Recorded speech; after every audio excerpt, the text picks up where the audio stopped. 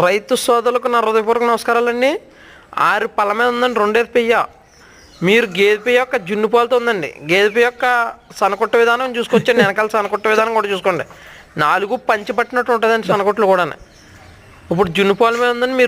మీరు మా వద్దకు వచ్చి 2 పూట్ల పాలు చూసుకొచ్చండి. 2 పూట్ల పాలు చూసుకొని దూడ దున్నపిల్లండి. ఎదర వెనకాల ఒకలాగా ఉంటుందండి, ఎదర వెనకాల కూడా. గేదె యొక్క రకం పోల్చుకొచ్చండి, ఎదర సనకొట్టు విధానం కూడా చూసుకోండి.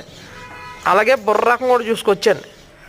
రైతులు ఏంటంటే మీరు గమనించుకున్న విషయాలు, మీరు మా వద్దకు వచ్చి ఉదయం పూట సాయంత్రం పూట పాలు చూసుకొని గేదె యొక్క వీడియోలు చూస్తాం కదండి, డైరెక్ట్ వచ్చి చూసుకోండి. డైరెక్ట్ వచ్చి చూసుకొని 4 దారులు విండుకొని 2 పూట్ల పాలు చూసుకొని తీసుకొచ్చండి.